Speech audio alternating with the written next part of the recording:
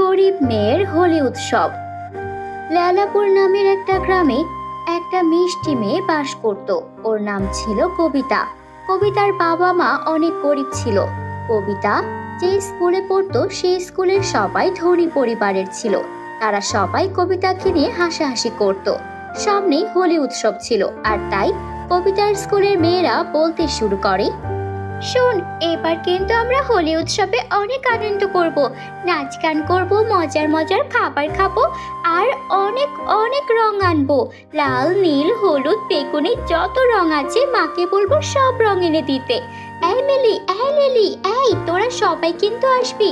আমরা সবাই হোলি উৎসবে আনন্দ করব। এবার যে কত মজা হবে। কিন্তু কবিতা, তুই কিন্তু আমাদের হোলি উৎসবে আসতে পারবি না। আমরা জানি তুই একটুও রং কিনে আনবি না। শুধু শুধু আমাদের রংগুলো খরচ করতে কিছুতেই দেব না। আমি কি একবারও বলেছি যে আমি তোর থেকে রং নেব? তুই এত নিচু স্বভাবের কেন? মানলাম তোর বাবা মা আমার থেকে ধনী, আমার বাবা মা গরিব, কিন্তু তারা কঠোর পরিশ্রম করে, আর তারা কঠোর পরিশ্রম করে আমাকে যা দেয় আমি তাতেই খুশি। আর এটাও জেনে রাখ, এবার আমি ঠিকই আমার বাবা মায়ের সঙ্গে আনন্দ করব। তোদেরকে তো আমি বন্ধু মনে করি, কিন্তু তোরা সবসময় আমাকে ছোট করার চেষ্টা করিস। খেলবো না তোদের সঙ্গে হোলি। আমি আমার বাবা মাকে নিয়ে আমাদের বাড়িতে আনন্দ করব। আরে যা যা, তোর বাবা মাকে নিয়ে হোলি খেলবি? হয়তো পানি নিয়ে এক একটা বালতি ভরে ভরে পানি তাদের মাথায় ঢেলে দিস, বুঝলি না? তোরা আবার হোলি কেনার টাকা কোথায় পাবি? এক একটা গরিব বাবা মা নিয়ে এত কথা। তোরা তাকে কোন রকম হোলির জন্য রং পেন্সিল কিছুই কিনে দিতে পারবে না। যত সব বড় বড় কথা বলতে এসেছিস, যা। বন্ধুরা, তোমরা যারা ভিডিওটি দেখছো তোমাদের নাম কমেন্টে দ্রুত লিখে ফেলো। লিলি ওর বান্ধবীদের কথায় তেমন কিছু মনে না করলেও ওর মনে এটাই চিন্তা হতে শুরু করে, আগের বারের মতো এবারও কি তাই হবে নাকি। কবিতা সবসময় এটা নিয়ে চিন্তিত থাকতো, কেননা ওর বাবা মা অনেক গরিব ছিল। আরও চাইলে ওর বাবা মায়ের কাছে কোনো কিছুর আবদার করতে পারতো না, কারণ টাকা আয় করার জন্য তারা যথেষ্ট পরিশ্রম করে। এসব ভাবছিল আর লিলি হারছিল।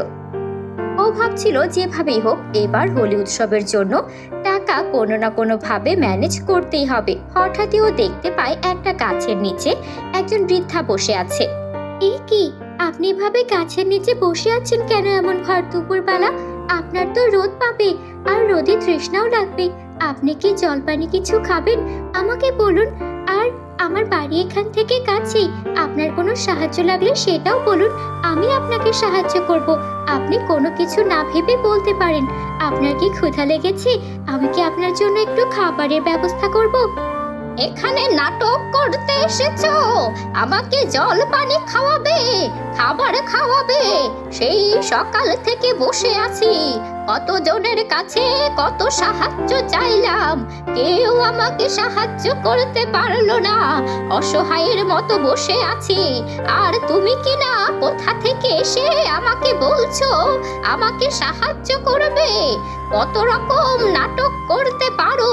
কিছুক্ষণ আগেও তো কতগুলো মেয়ে এসেছিল, বলল আমাকে সাহায্য করবে, কোনো সাহায্য তো করলোই না, উল্টো আমার সঙ্গে বেয়াদবি করলো, আমাকে নিয়ে হাসি ঠাট্টা করলো, ধাক্কা দিয়ে ফেলে দিল। আজকালকার ছেলে মেয়েরা এই শিক্ষা পেয়েছে, বাবা মা ওদের এই শিক্ষাই দেয়। এখন নাকি নামি দামি স্কুলে পড়ে ছেলে মেয়েরা, তা একটা বৃদ্ধ মানুষের সঙ্গে বুঝি এমন করতে হয়? আর তুমি কি ওদের থেকে আলাদা? তুমি যেচে এসে আমাকে সাহায্য করার কথা বলছো, নিশ্চয়ই এর পেছনে কোনো ফন্দি আছে। কবিতার বুঝতে আর বাকি রইল না, ওর স্কুলের থেকে আসা বান্ধবীরাই নিশ্চয়ই এই বুড়িমাকে এভাবে অত্যাচার করেছে। আমার মনে হচ্ছে আমার স্কুলের যে দুষ্ট বান্ধবীরা আছে ওরাই কাজ করেছে। ওরা প্রায় নানা রকমের খারাপ কাজ করে। ওদের বাবা মা ওদের ভালো শিক্ষা দিলেও ওরা নিজেরাই দুষ্ট। আপনি আমাকে বলুন না, ওরা আপনার কি ক্ষতি করেছে? আমাকে প্লিজ বলুন। এই তো আমি ঘুমিয়েছিলাম, পাশেই আমার হেঁটে যাওয়ার লাঠিটা ছিল। ওরা আমাকে ঘুমোতে থেকে দেখে আমার দিকে বালু ছুঁড়ে মারলো, তারপর আমার লাঠিটাকে ভেঙে টুকরো টুকরো করে ফেললো। কত বড় বেয়াদব ছেলেপুলে, একবারও এটা ভাবলো না যে আমি লাঠি ছাড়া কি করে বাড়ি ফিরবো।